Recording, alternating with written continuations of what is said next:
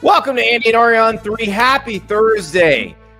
Big guest today, national championship winning quarterback, Greg McElroy. You see him on ESPN. You hear him on his own podcast.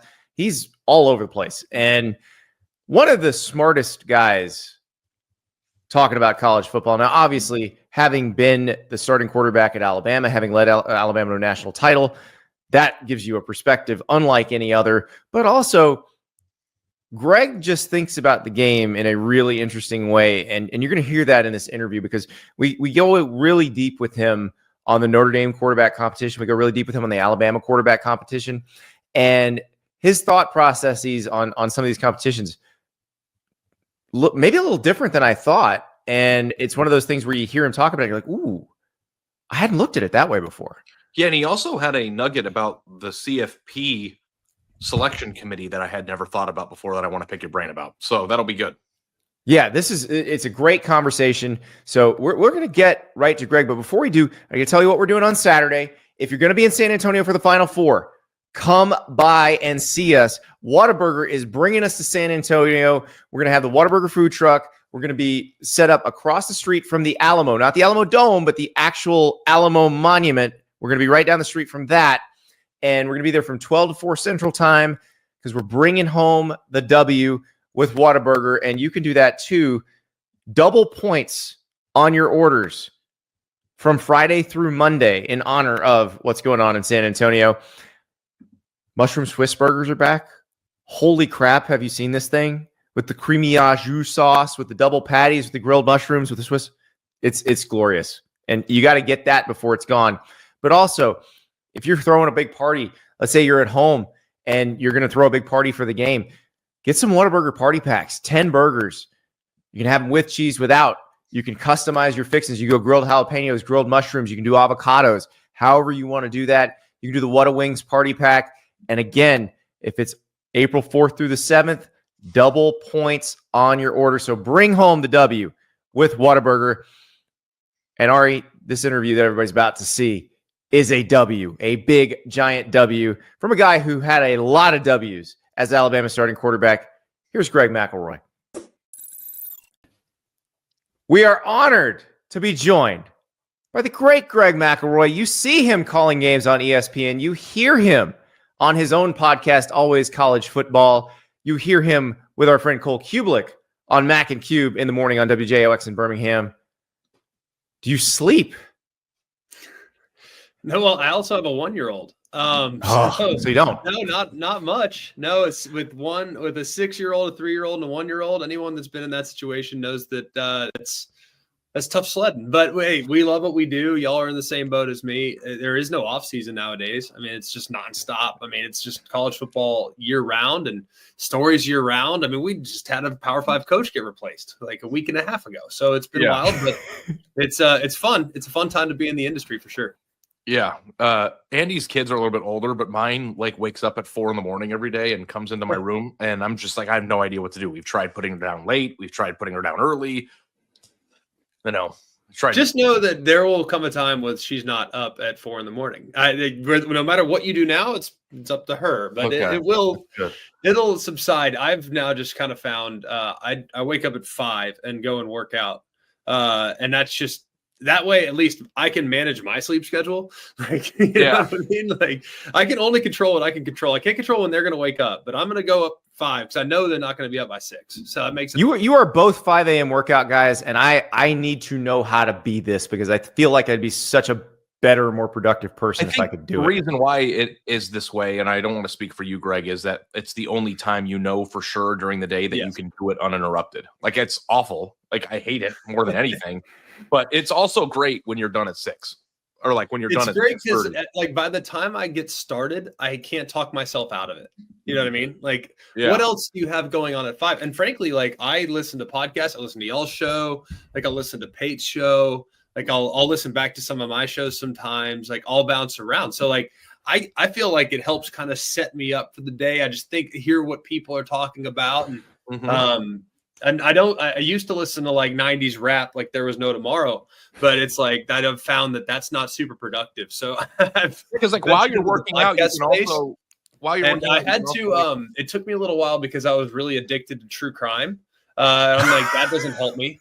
I don't need to know, what the heck happened in 1997 with the double murder and whether or not they found the person. Like that's not helping me. Like I need to listen to college sports stuff. So it's been super helpful that we have so many good ones to choose from, and a lot of friends that are in the business too to get their perspective. Listening to Ari in the squat rack, I don't think is going to motivate me. It's going to be hard for me to replace Jeezy with Ari, but I'll try. I will try. I do group fitness classes that charge you if you don't show up. So that helps. And then once you're there, what are you going to do? Leave in the middle of the class? People are looking at you, and it's more of like a humiliation factor. But I still do true crime where I'll be driving in the middle of the night or whatever and just listening to them. Like, what am I listening to? Okay, Andy, you can talk about football now. All right. We have to, because like if you haven't listened to Greg's episode of Always College Football for Monday, I highly recommend it. It is a great, it starts with Stanford, like all, good Play the Hits college football podcasts do. But you got into some discussions about some quarterback situations that I found fascinating. And the one that I found the most fascinating was Notre Dame, which is a team you got to spend a ton of time around during the playoff last year. So you got to see CJ Carr practice. You got to see Steve Angeli get thrown into the Penn State game. You got to see how these guys operate with their teammates and how that works. What have you seen so far, and how would you handicap that quarterback competition at Notre Dame? Well, I think you have a couple of things. One, I don't know how anyone can disregard what Steve Angeli did in the Penn State game. And frankly, every time he's been on the field, the guy's been super efficient. And that, I think, gives me great peace of mind if I'm Marcus Freeman. I know what I got in Steve Angeli. I know he's super accurate. I know that my floor is going to be high because we've already seen him play in real games with real bullets flying. So I know my floor is high. Now, is my ceiling as high with him as it would be with CJ Carr? I don't know about that because I've watched both those guys throw side by side, and the more impressive arm is CJ Carr. But the most impressive arm doesn't always win out. I've seen guys that can throw at a country mile that are backup quarterbacks to guys like Chad Pennington because they kill you with efficiency. So I think it's going to be fascinating to see where they go. I mean, CJ Carr, from just a sheer arm talent standpoint, probably the most talented guy on the roster last year. But that doesn't mean he was the best option for Notre Dame. The best option for Notre Dame was Riley Leonard. But Riley Leonard didn't throw it as well as probably Steve Angeli if they're just going to have a passing competition against air. So I think it's all about kind of where the team is and where it could head. But I think there's a lot of things that factor into this decision for Marcus Freeman, and I'm not sure that it's one that is going to be made very easily as it probably stretches into the fall. Yeah, it's so funny because I feel like the majority of people are just assuming that it's Carr's team. And I understand that because everybody looks at star rankings and they get enamored with star rankings. And, this guy's the next one. He's the next great one. And Steve Angeli hasn't been a 5-star in years. I think that's premature, personally. Just knowing how much that staff last year, how much faith they had in Steve Angeli. And look, I made the comparison the other day.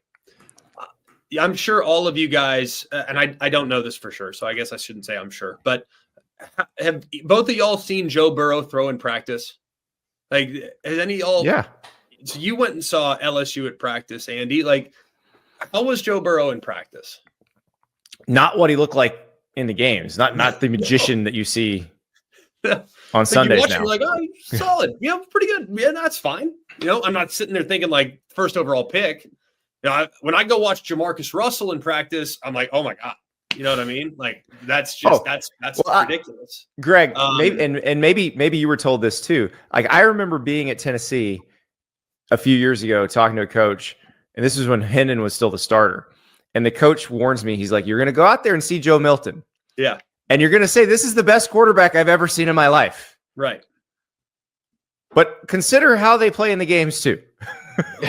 And it's funny you bring up Joe Milton too. I think there's people get very enamored with talent versus being good. it's not a both. You can't just because you have talent doesn't mean you're good, and just because you're good doesn't mean you have outrageous talent. You know what I mean? Like, I think people have a tough time differentiating the two, and to me, it's a very different evaluation. Riley Leonard, total gamer, like baller. You know what I mean? Captivates the locker room. Everyone will die on the field for him. Like, he was amazing. But if I need to go with the most talented guy in the roster last year, he's probably not the guy. You know what I mean? But he's great at what was needed for that team. He's great being able to extend plays, use his legs, tough as nails running the football, short yardage specialist, goal line specialist, and super accurate on the underneath. So I look at where this program has now evolved to, and I think more than really anything, knowing Marcus Freeman's background as a guy that wants to win on defense, that wants to be aggressive on defense, I'm not sure he's against having a quarterback that he trusts in more of a game manager role. And I'm not saying Steve Angeli's that. All I'm saying is that when I watch Joe Burrow throw in practice, I'm somewhat underwhelmed. But when I watch him play in the game, my mind is blown. And I'm not saying that Steve Angeli's that. I'm just saying maybe he is. Because Notre Dame did absolutely nothing for 38 minutes or for 28 minutes against Penn State. Riley Leonard gets dinged. In goes Steve Angeli right down the field with tremendous efficiency and top flight accuracy. So I think this thing's a long way from being figured out. And I think anybody that is counting out Steve Angeli as being the starter next year probably just doesn't necessarily understand the dynamics in the room. 2000 on Steve Angeli to win the Heisman. Well, hey, the crazier bets have been made. I mean, it's not out of the realm of possibility. I think we weren't talking about Joe Burrow. Might be the front runner there if I'm picking a Notre Dame Fighting Irish player. Joe Burrow had an entire. He might have to split some carries. Joe Burrow had an entire year of starting as an average-looking quarterback before that happened too. Like, Steve Angeli didn't play last year outside of a few series and what we saw in the playoffs. So it doesn't mean that can't happen. I just think that like the mindset with Steve Angeli is that he's not even going to win the job, let alone be great. So that's and he might not. He might not. He might not win the job, and if he does, he might not be great. I don't know the answer to that. All I know is that in limited action against real teams, he's looked very much in control. And just knowing Marcus Freeman, knowing the value that he puts in the team, knowing how he wants to win games. I think having a guy that avoids mistakes, that's efficient, that makes good decisions, that's accurate on the underneath, that gets the ball out, I think those are qualities that he values. I think Steve Angeli has all of those things. And he might just be a freakish gamer that we don't know. We don't have the sample size to make that assessment. But he might be a gamer that has a level that we don't know about just yet. But we know if CJ Carr gets the job, we know what he's capable of because his arm talent's ridiculous. And he's upset with him too. Like, he loves him. Marcus Freeman loves Steve Angeli. Yeah, right. Well, I happen to think I've always kind of been in line to think if you're sticking around, you're sticking around for a reason. Not that promises have been made. You know what I mean? I don't think promises have been made, but Carson Beck waited 4 years for a reason. You know what I mean? I think there's a handful of guys that if you read between the lines, and maybe Ty Simpson's that way this year at Alabama, I don't know. Like, you stick around for a long time knowing that we might only have 2 years to play, but it's worth it because those 2 years at that place might actually be more valuable than 4 years at a different place. So I think usually if you wait around that long, I'm always of the belief that I will lean in that direction towards the veteran because maybe they know something we don't. Well, and I'm going to put you in Marcus Freeman and Mike Denbrock's shoes, Greg, because I'm curious how you would handle this. We know Notre Dame's going to have a good offensive line. I mean, we know this because guys who started for them in the national championship game hit the portal because they might not have jobs next year. So how would that influence your choice of a starting quarterback, knowing that you're probably going to be able to protect that guy really well? I'm not worried as much about the offense. I think they'll be fine offensively. I think they'll run the ball really well. I think the O-line's got a chance to be great. We saw already with Jack, you saw in the bowl game how well he played, in the semifinal game how well he played, and he might be just an All-American in waiting. We'll see. I mean, granted, small sample size, but looked pretty good against quality competition. So I think the O-line's got a chance to be elite. We know the 3 monster at running back. That's a no-doubter. I think they got 2 or 3 guys coming up at tight end they love, that they're excited about, even though they lose such a capable weapon to Mitchell. But I think that the offense is fine. The defense is what I'll be paying more attention to for Notre Dame this year, because if I need a high-powered offense to win games, unlike what I had last year, then that would have a pretty big impact on my assessment of the quarterback spot. But if I have an offense that if I get to 24, my odds of winning are 95%, I feel pretty good about what direction I might go. So I think it's really about how adequately did they replace some of the key departures off last year. And I know they had to play a handful of games down the stretch without big-time personnel, but a lot of those guys that were lost, those 5 or 6 guys that were lost, 2 edge rushers, at times 2 defensive tackles, their best corner, their best safety now, Xavier Watts, who played the whole season but is now gone. I mean, they lost a bunch of guys throughout the course of last season, and the defense didn't drop off much. So I am cautiously optimistic that group will always be good on defense as long as Marcus Freeman's there. Now, new defensive coordinator, but Marcus Freeman's still there. So I think it really depends a lot on how confident they are in being able to slow things down offensively, slow down opposing offenses, and we'll find out week 1.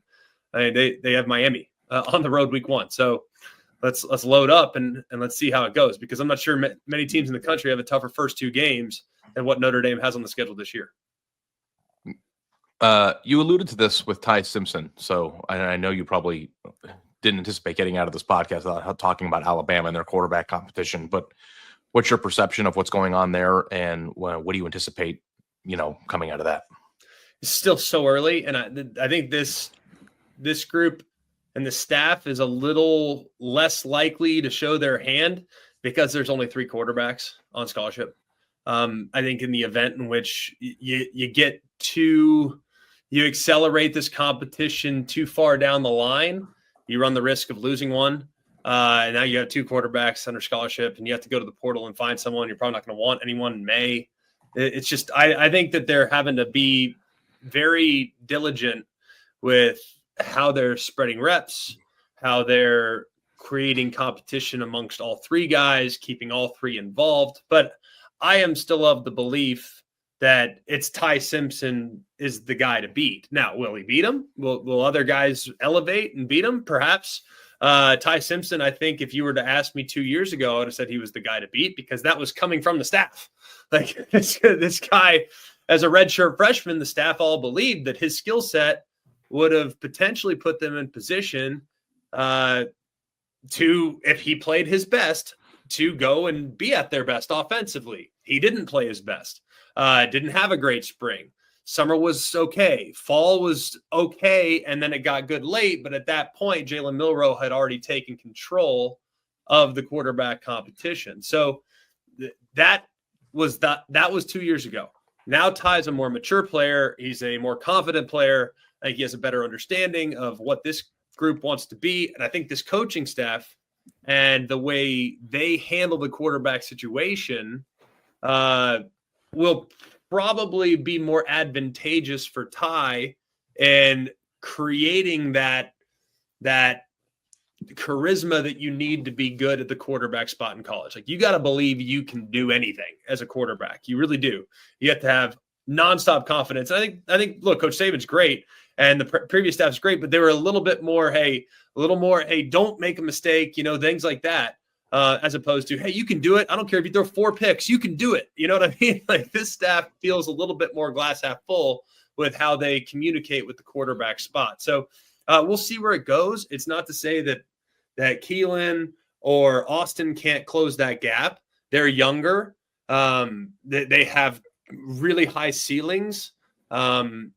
I think the staff knows that in time, that's going to be a fascinating competition to watch, whether it's for the backup job this year potentially for the starting job, assuming a big jump from both those guys, or in the starting job next year in the event in which Ty is around for 1 or 2, however it all shakes out. But I think it's going to be really interesting. I still would be surprised if it wasn't Ty at the beginning of the year for the Tide.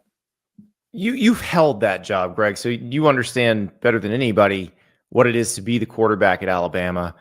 What's that like? Like when John Parker Wilson finishes up and you're going into spring practice 2009, what is that like when you are competing for the starting job, when you're the guy who's expected to win it? You know, for me, it was like, finally, you know what I mean?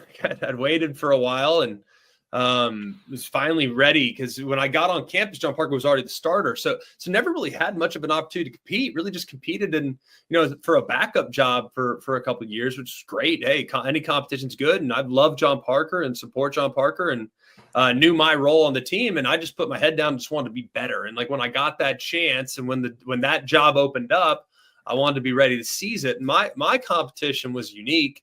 In the sense that it wasn't really a competition. I remember week 1 spring practice, day 1 spring practice, I got every single number 1 rep.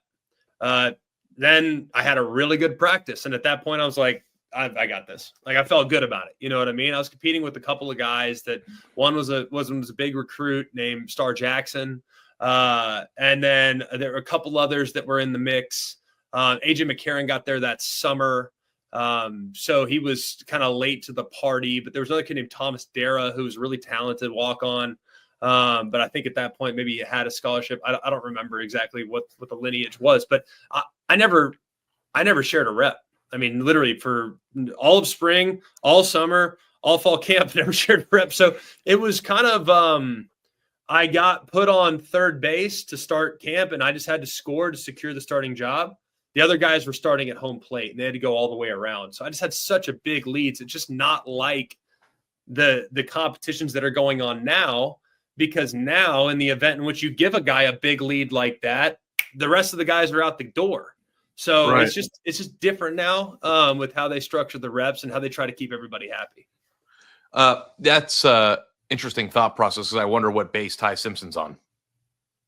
But that wasn't going to be my question. It's just an interesting thought exercise. I think based just on experience, and he's got a lot of skill, man. Like, he's a very talented kid. If he's ripping it and he knows where he wants to go with it, and he's decisive and he's confident, like, he can go and he can run too. I think that's a thing that I didn't know he had until last year. I didn't know he was as mobile as he showed last year. So I think he's probably, if we're using the baseball analogy, I would say he's probably at second. I think Austin Mack probably at first, and Keelan's probably at home, just because he just got there. And so many people have said, well, we want Keelan. I totally get that mindset. I just don't know how often true freshmen are able to go in. If you want to reset the expectation level for Alabama and say, hey, the goal is to make the playoff, then okay, you can run a freshman out there. We've seen that happen before. But if the goal is to win the national championship, I think it's really hard to do with the true freshman. It's happened twice ever. 1985, in an era in which it was pure runaround. I know in 2016, Jalen Hurts got them close, but he was runaround, right? He wasn't having to drop back and drop things in the holes. He was mainly using his athleticism. And if you look at the roster that surrounded Jalen Hurts in 16, it was insane. Not quite the same as the roster that will surround Keelan at the event in which he was the starter this year. And then you look at Trevor Lawrence. And Trevor Lawrence in 2018 was a unique situation. Took him 4 games to get that starting job. And he was amazing. But if you look at his supporting cast, it was outrageous. Just not just on offense, but on defense as well. So Keelan will have his chance. And he might be a gamer, but I would be surprised, knowing the intricacies of this offense and the expectation level of the quarterback position.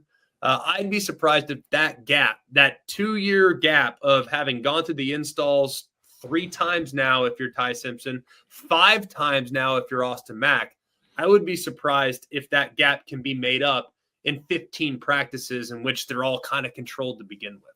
Yeah, I guess we have it here, Andy. Greg McElroy and Ryan Day, both born on third base. You know, yeah, no doubt. You're both in a very great position right now because it may have taken a while for him to get off third base, but Ryan Day did the old run up, jump, and stomp on home plate, so he's there. I'd much rather see Ryan Day than me. I can promise you. I don't care how much heat he gets for losing to Michigan. I would trade places with Ryan Day right now for sure. Other than the 6-3-1 thing, which I've lived through having 3-1 at the same time, which I don't want to know. I don't think I would want to relive. I take yours too. But all right, I'm glad we mentioned Ryan Day because you're on the ranking reveal show, which is always controversial, and I love that you are not afraid to give unfiltered opinions on that show. But I'm curious, what did you learn? Hang on a second. It just makes me mad that I'm the only one that gets mad. Like, how shouldn't we be upset if there are anomalies in the rankings? Shouldn't we be upset? Yes. We do it on this show, but to have to at least keep consistency. And I'm not suggesting I could do a better job. I can't. I'm just like, if this is this, why is this? Right. You know what I mean? Like, why is this team ranked on eye test and this team's ranked on resume? Like, it drives me nuts. Yes. Because that's all we got every week. I know I'm going in there and they're like, oh, you just get mad for TV. I'm like, no, I get mad because I care. Like, we got crushed, Greg, coming out of the championship Saturday because we put out a projected ranking where I thought we were using common sense because we put Ohio State 5th. I think we had Ohio State ahead of Penn State, and because they'd beaten them, and like nobody else had wins like that, and people acted like we had lost our minds, and I'm like, no, this is what they should be doing. The thing about the rankings that I agree with Greg with is you need to be consistent in your own rankings. You can't change the criteria in the same set of rules. So like the thing that was interesting is that Andy and I ranked our projected rankings on the Saturday night after the conference championship games in the way that they would have done it a year ago. This year they opted to emphasize appearances in conference championship games, which was the first time they've done this in the playoff era. And they did it, I think, because they had the benefit of having more spots. But nothing that they did on Selection Sunday bothered me because at least it was consistent in the sense of if you played in a conference championship game, you were rewarded. Now, could you imagine if the top 11 were the same and then Alabama was 12? I would have gone apeshit. Like I would have gone insane because it wouldn't have made sense. I just want it to make sense, and I want everybody to be held to the same standard. Whether what you find important is your prerogative, but if you find it important, you have to find it important for everybody, and that's where I stand on the whole thing. The one, if I'm going to play devil's advocate on behalf of the committee, in fairness to the committee, you and I all three of us might be on the committee, but there's still 10 other people whose rankings might not reflect our rankings. So given the diversity of thought, maybe the rankings do have some inconsistencies, and that is what makes it a little bit more difficult. I wish we had a camera in the rankings room, and I wish every single committee member, like we do in the AP, puts out their poll. Hey, this is how I see it.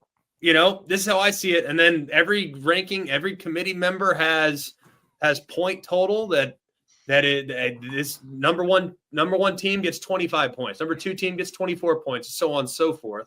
I think that'd be great. I don't know if we'll ever get to a point where we have that kind of transparency, but we might not need it either. To be honest with you. Like, the number one problem is we might not need it. There's no transparency at all. Like that's the thing that I was talking to Andy about on the phone a few weeks ago. It's just like I went to the college football playoff meeting here in Dallas when they were thinking about, potentially, changing the format for next year. Is why can't committee members speak or, like you said, release their ballot? But also, too, it's just like if the committee chair is going to go up on television and explain the rankings, don't explain or answer every question with, well, we really like their resume. They play good defense. They play you don't need to repeat their resume to us. Explain to me what happened in the room. Yeah. Well, 7 of us were really high on them. And these idiots wanted this team, and this guy, he's really smart. He was with me. If you want, like the thing about it is, if committee members start putting their polls out, then you're going to have to find a budget for personal security because people will go crazy.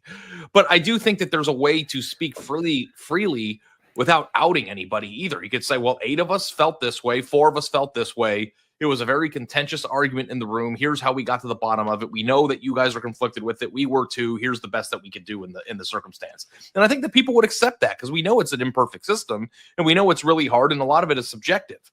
But it's the secrecy and the hiding behind long quotes that say absolutely nothing that drives me crazy. Maybe it's because I'm a media member. I don't know. But if somebody asks you a question of why did this team get in or how hard was it to decipher between 5 and 6, explain to us why it was hard and what happened. Why is that so difficult? Yeah, I'm great with that. I mean, we have had committee chairs in the past tell us, well, hey, it was the win against Oregon that put them over the top. Like, I can live with that. If you give me a singular data point, hey, this is why, I'm good with that. The problem is we get a singular data point. Well, it was that win against the top 2 team that pushed this team over the edge. And then you have another team that has a win over a top 2 team that is on the outside looking in. That's where I have a difficult time kind of assessing where we're at. But I really believe that here, as we move forward, I really hope that there is a renewed emphasis on strength of schedule. I want to reward teams that played insanely difficult out-of-conference schedules. In conference will take care of itself. Out-of-conference schedules need to be prioritized. I think that's something that I would totally support. I think it'd be really important to acknowledge what teams do on their best day. Like, I don't want to know your floor. I want to know your ceiling.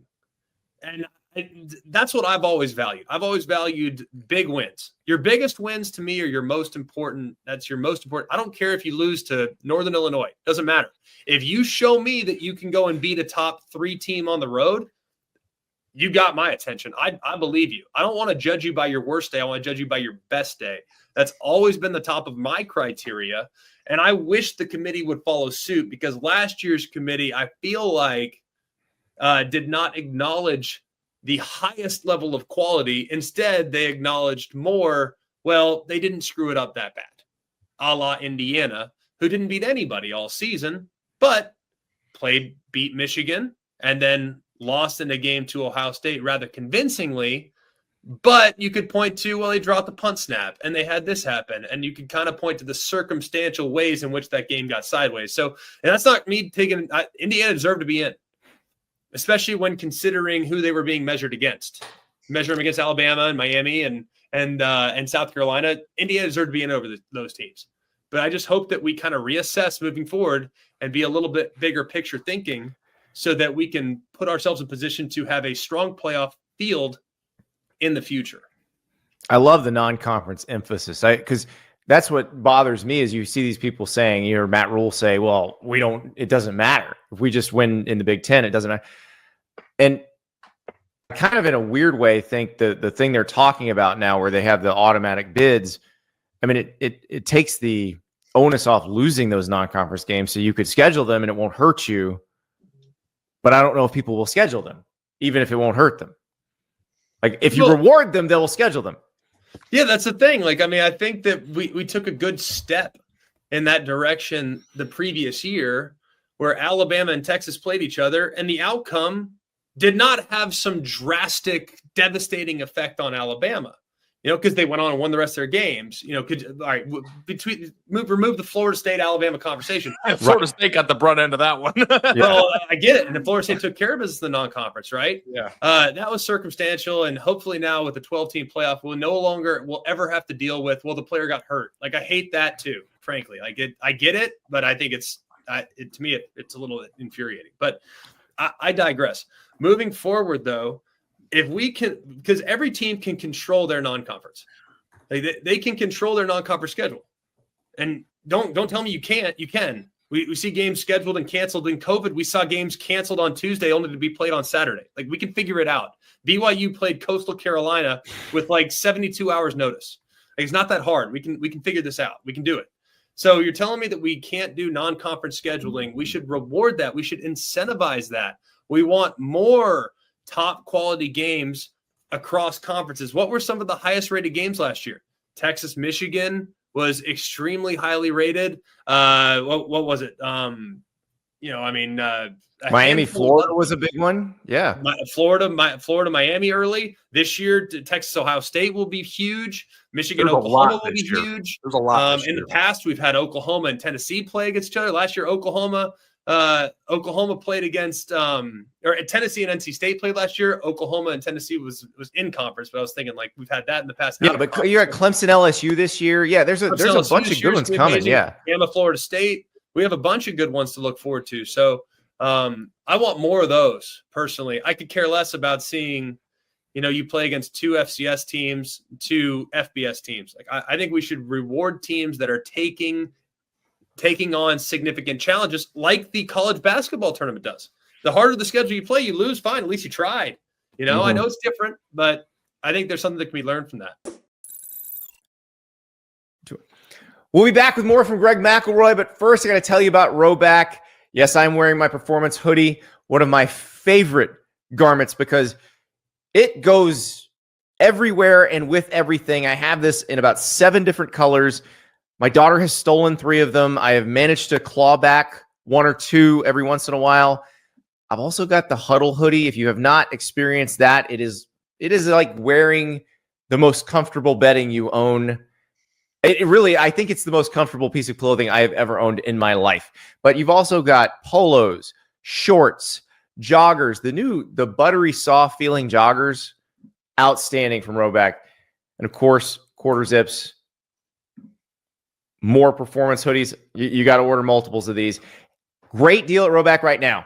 20% off your first order if you use the code Andy. So code Andy, 20% off your first order, RHOBACK.com. Rhoback.com, RHOBACK. Use the code Andy for 20% off your first order. Now back to Greg McElroy. Yeah. Before we let you go, Greg, we always ask our guests this one question, and you can go any way you want with it. You can be serious, you can have fun. It's up to you. What is your rule for life? And I'll give you the last one we got was James Franklin said, never eat ketchup on a hot dog. We've had some more serious ones, but that was James Franklin's. So if you got a rule for life or a couple, what you got? Yeah, I don't know if I have a rule for life that involves ketchup on a hot dog. I feel like ketchup on a hot dogs kind of go hand in hand, no? Yeah, no, I agree. You'll never get a job at Penn State thinking like that. I'm more of a mustard guy, but yeah, I'm fine with ketchup if that's the direction you want to go. My big thing that I always teach my kids, my rule in life's not fair. All right. Figure it out. We have 3 rules in our house. Be kind, be respectful, and be a good teammate. Like those are the 3 rules in our house. And then the one that I've found to be extremely valuable in our line of work is other people's opinion of you is none of your business. So if you hate me, that's not my business. That's your business. I have nothing to do with that. You know what I mean? And believe me, there are plenty of people that loathe our opinions in our industry. But it's something that I've used, and it's been helpful for me mentally. And something that I've tried to pass on to my kids. Like, hey man, so-and-so doesn't like me. Well, hey, his opinion of you, son, is none of your business. So those are kind of our things that we live by, our code. I might get that tattooed on my back. I need that. Like that. I love that. I also love the life isn't fair. That's what, if you ask my kids when they were like 7 and 5, what does daddy always say? Like in unison, they would say life is not fair. Yeah. I used it on my daughter yesterday. Like, like a preconceived number one, life's not fair. All right, good. We got that. All right. What are the things you need to do as a person? Be kind, be respectful, be a good teammate. That to me is kind of speaks for itself. Those are my kids will tell you right now. Those are all the rules. Like we're good. And then they are just now coming around to other people's opinion of you is none of your business. So it's been helpful in our house. We love it. Those are kind of our rules. Yeah. I'm going to stitch that into a pillow and give it to Ari. I actually need that because I'm the one who gets wound. I don't know about you. I get wound up. People wind me up. I used to, and then I got off social media and it's been a lot better. Yeah. I can't. I cannot do that. Oh, yeah. I am finding the crochet person. Other people's opinions are none of your business, Ari. Love it. Greg, thank you so much. Enjoyed it, guys. Ari, I love what he said about incentivizing good non-conference games. How do you do that? Like, is it just as simple as writing it into the committee's instructions? Like, if a team played a really good team in the non-conference, weight that more? So that's the interesting thing about the weight concept, because you have all of these guidelines, right, that the committee is considering, but the guidelines that are weighted fluctuate year to year based on who's on it and what they find important. And I wonder if you could ever have a committee that uses guidelines that are pre-weighted, where it says you will consider X, Y, and Z more than A, B, and C. And everybody is supposed to follow the guidelines based on that. Like that, I don't know if that's too restrictive. Yeah, I mean, the basketball committee has the net rankings, which sort of bakes that in. It bakes in how tough was your non-conference schedule. Yeah. So, like, the thing that I think gets us there in terms of incentivizing teams to do it would be to lessen the consequence of losing those games, and then, of course, greaten the benefit of winning them, which I think has kind of already been done, Andy. Like, that's the thing that drives me crazy. And I know that you hate hearing guys like Matt Rule say we're not going to play a tough non-conference because it doesn't matter, because that just fundamentally isn't true. Like, it strikes me that the teams that have won those games have historically been rewarded for winning them. Right. And a lot of times teams have been able to overcome losses. So I think it's the teams at the end of the year of, well, they beat X, Y, and Z that are the ones that are getting in, and the teams that don't have those are the ones being left out. So from that standpoint, I don't understand how people don't already see that. So, like, that to me is, and that's why I went crazy when, who was it? Was it Greg Sankey that said something about the SEC should just yes. Like, he was saying, well, why are we going to do this if our teams are going to be put, and his teams were losing conference games at that time. It wasn't a non-conference issue. Right. So, like, and I think that if Wisconsin would have gone on to win 10 or 11 games last year, Alabama may have had an extra quality win that they had wound up not having by playing that game that may have gotten them in. Who knows? What if Alabama had a fourth game like that, or a third? I don't remember how many quality wins they had, but you understand. They had Georgia. LSU was a good win. But yes, if Wisconsin had been a playoff contending team, that win in Madison would have meant a hell of a lot more. Right. Now, part of this is because they schedule these games so far out, you can't really control how good that team's going to be when you make the schedule, which they can fix that too if they wanted to.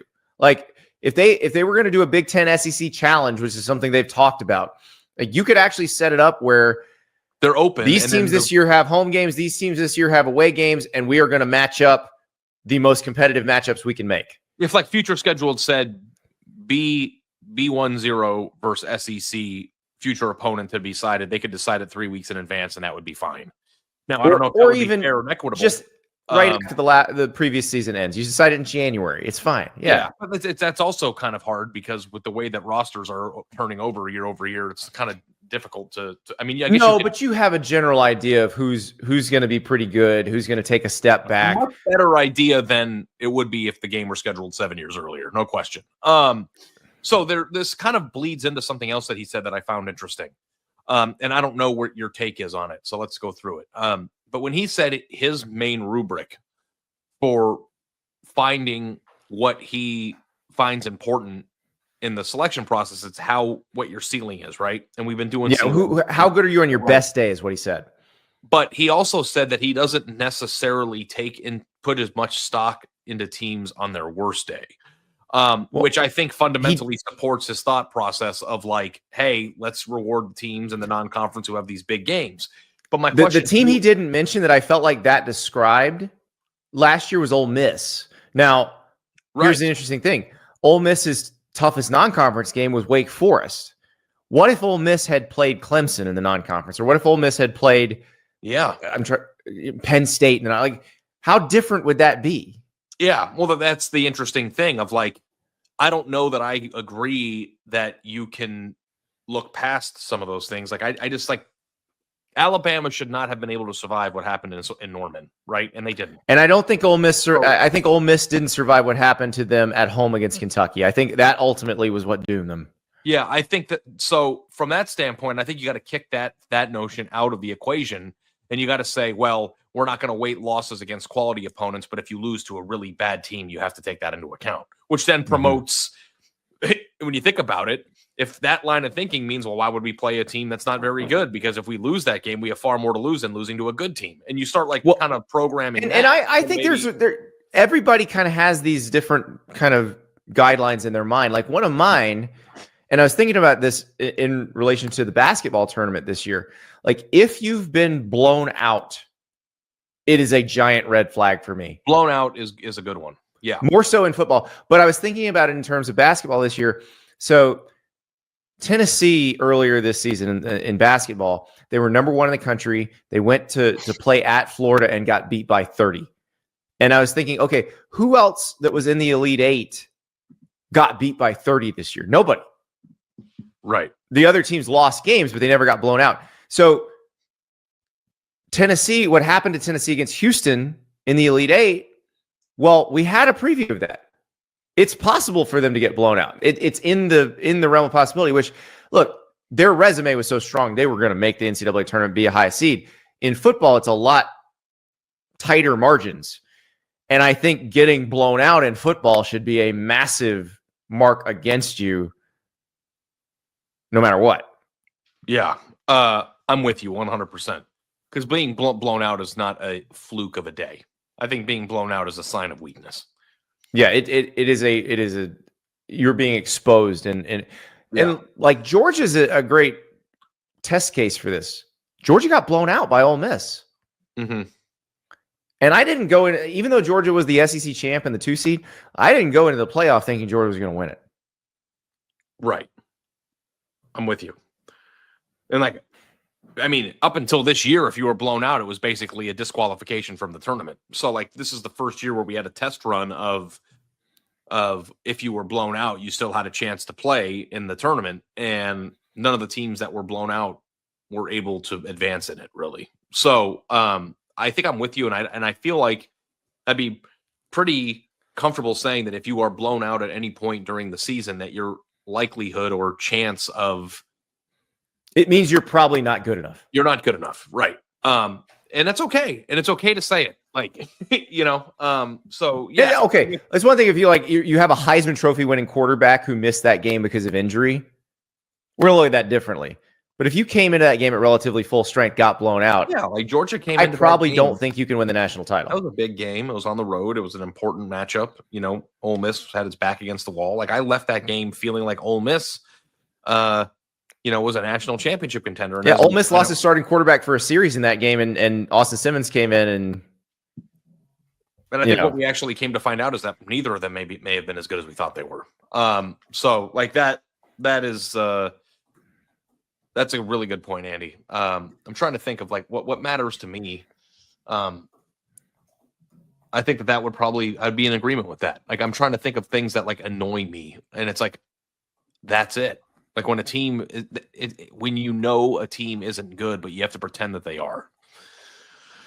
Yeah. And I guess some people might think that I might have played that game a little bit with Indiana, but I actually thought that Indiana was a good football team last year. I don't play that game. And you heard Greg say that. He said he felt like they deserved to get in. Indiana was a good, consistent team. And even the Ohio State game, there were circumstances you could use to explain it away. But it is interesting because you're going to get more of those arguments where there will be some teams that had a lighter schedule that just didn't screw up. And there will be some teams that played a harder schedule that have some high highs and some low lows. And you got to decide who in that environment, in the playoff environment where they're playing an elite team every time, who has a better chance of going through and winning some games. Yeah.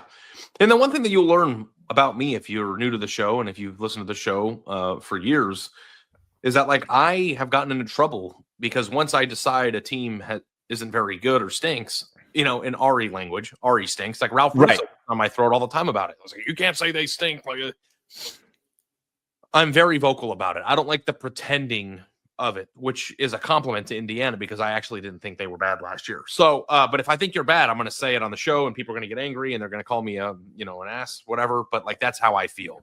So, and I feel like a large portion of our sport there are a lot of people online and on social media who pump up stuff for fan bases when that's not true, and it drives me insane. So, that is how I feel. But I do feel like this kind of also moves into the next thing, Andy, I wanted to bring up to you. And what is your thought of the notion that making every single committee member show their work publicly? I agree with you that you would need a security detail for everybody if everybody had to put their name to it. I think you have the compromise that would work the best. Just be honest that we had a difference of opinion in the room.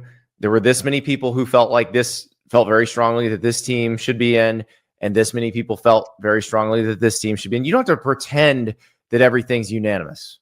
We know it's not. I think your compromise works the best, because the thing is, it's one thing to have AP poll votes public, coaches poll votes public, when they don't actually affect anything. Yeah, and you see how this people react affects how millions of dollars move around the sport. Like you have to be careful there. Took letters A through L, and just said member A, member B, member C, member E, and released the ballots that way, so Maybe. that we could, without putting names to it, but also. But remember, they don't just make ballots. You've been through the mock selection. You have to vote. Yeah. Or so you're going in sets of 3. And I'm using ballots as in the wrong sense. I know they don't just like rank them 1 through 25, but like a way for us to check work, or like a way to say, well, if you want the analysis of why team X was number 7 and team Y was number 11, here's the work that we got from the committee, and here's how they got. I said it the other day. If you go back to the selection show for the basketball tournament this year, when Keith Gill came on, the Sun Belt commissioner, he came on with Bubba Cunningham, who's the North Carolina AD, who couldn't talk about North Carolina getting in because he wasn't in the room for any of those discussions. Keith Gill gave a really honest assessment of what they did, how the conversation worked, and what happened. And he just said what happened, and it was amazing. Yeah, just say what happened. It's okay. It's okay. So yeah.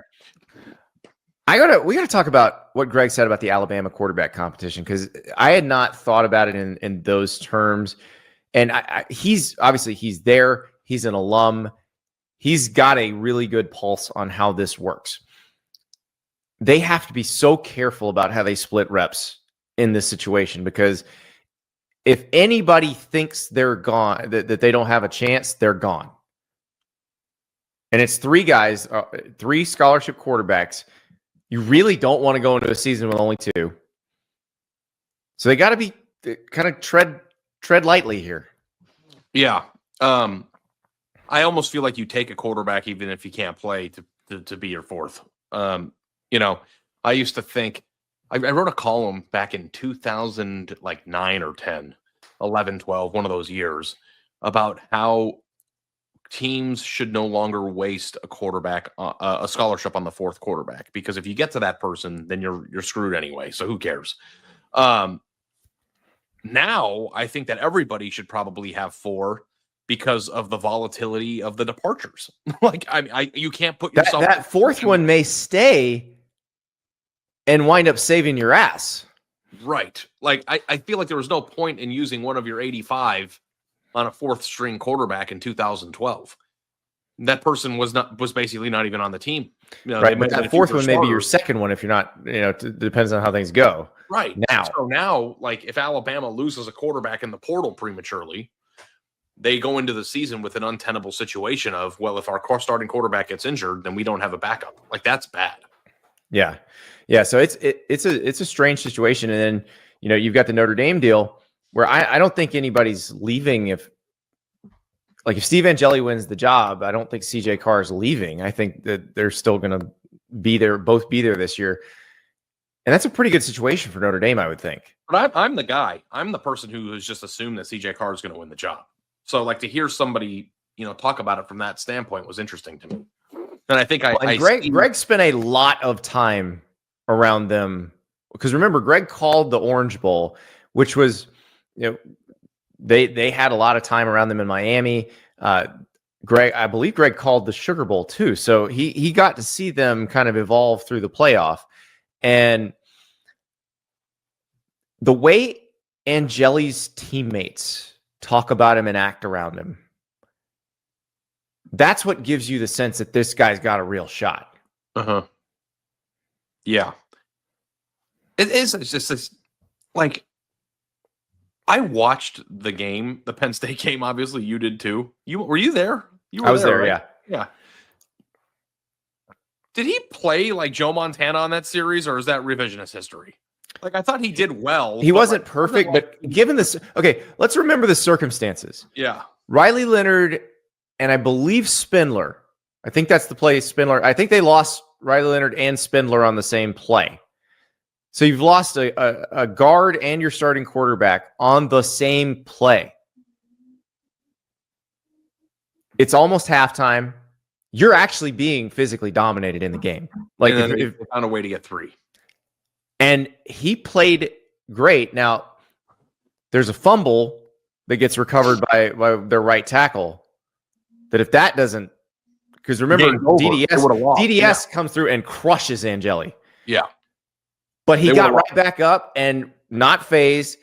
I thought the way he handled that situation was something that if you cast that forward, if you project that forward into this guy's your starting quarterback, that's a pretty swagged up dude. Like, that's somebody teammates will follow. Yeah. Because he handled that situation so well. And you also have to take into account too, like, where Marcus Freeman was forged, and like he was like, dude, I was born in it, brother. Like, he was like Jim Tressel. Yeah, he's an Ohio guy who played linebacker at Ohio State.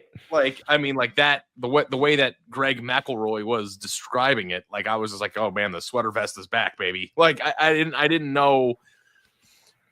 The problem that people have with this is that CJ Carr was a 5-star athlete who people feel is an NFL draft prospect, and I'm not necessarily sure that Steve Angeli fits that mold. So you know who Steve Angeli might be like? Might be like Greg McElroy. Yeah. I thought Greg McElroy was a big time recruit. He played at a huge school. Like, he played for South Lake Carroll, but he was not the biggest, highest profile quarterback recruit that Alabama had. Like Star Jackson, the guy who was in that spring practice competition with him, was a more high profile recruit. Mm-hmm. But Greg was the right guy for that team. Yeah. So maybe, yeah, I too, it's like I did a way too early quarterback competition projection winner list, and like I put Carr there, but like I maybe I'll be wrong. I don't know. I think that one's a really interesting one to watch, and I also think they're not going to say anything coming out of spring because they want them both to stay. Yeah, but that's the other thing too with like the playing holding your cards close to your chest. Like, players know. Like, they might not be saying it in the media, but people know where they stand. Like, I don't think that I buy into the notion of, well, trick the players into thinking they're both in it, even if you know who's going to win the job to keep them there. It's like, I think that like the way you practice and the way that the coaches respond to you, all those things, I think it's quite apparent whether you have a shot or not very early on. And I frankly think it's a disservice to the actual athlete to do anything. You heard Fran Brown say it a few weeks ago, the Syracuse coach, where he's like, look, we're gonna name a quarterback because our players aren't stupid. They're gonna figure out who starter is.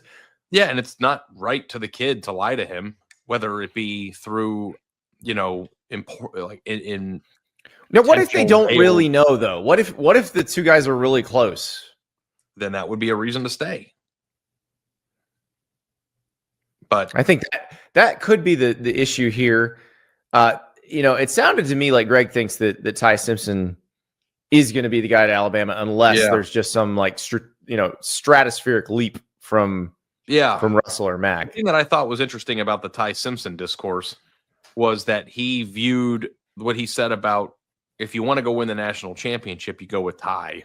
If you want to make the playoff and look to the future, you go with Keelan. And like, my notion was the exact opposite of that. Of if you want to make the playoff and be steady, go with the guy who's more experienced. But if you want to go for, a home run swing, go for the ultra talented kid who never lost a high school game, that has measurables that jump off the page, that might reach his potential at the end of the year and get you over the top. Like that. Like, I looked at it the exact opposite way. But he's closer to the program and knows more about it. So like I trust what he's saying is true. Well, and he's lived it too. That's where I think Greg's perspective is really interesting, because he's been that quarterback who was surrounded by tons of talent, who, if you get the ball out at the right time and you make the throws when you're supposed to and make the decisions you're supposed to make, everything's going to go really well. And perhaps that's Alabama, because Alabama is a loaded team athletically this year. They're going to be better at receiver this season. They're still going to be really good on defense. They're still going to have a really good offensive line. Like, maybe that's what you need, because and we've talked about this. I've gotten on the Alabama fans who say it was all Jalen Milroe's fault, but in their defense, Jalen Milroe made a lot of mistakes, whether it was turnovers or walking into sacks. And if you take some of those mistakes away, perhaps the season turns out differently. Right. Yeah. But these two quarterback, I mean, all these quarterback battles are insane. And I'm really, really looking forward to seeing how they shake out here as the season goes on, or as the offseason progresses. I'm so excited. And I'm excited about what we're going to talk about tomorrow, because you have a column up at On 3 about the best non-conference games of the season, ranked. And there are some absolute bangers. So listen, we got to get ready for the Final Four. We will do that. We're going to answer your questions. Dear Andy, dear Ari, you know how to find us at Andy_Staples on social media, at Ari Wasserman, Andy Staples on 3 at gmail.com, Ari.Wasserman at on3.com. Send us your questions. We do have we got that great one from Willie. We're going to answer that one for sure. But we're also going to talk about those great non-conference games. We'll see if I agree with Ari's rankings, but you're going to be even more excited for football season. So we'll get you excited for the next football season, get you ready for the end of the basketball season. Hey, what better way to spend a Friday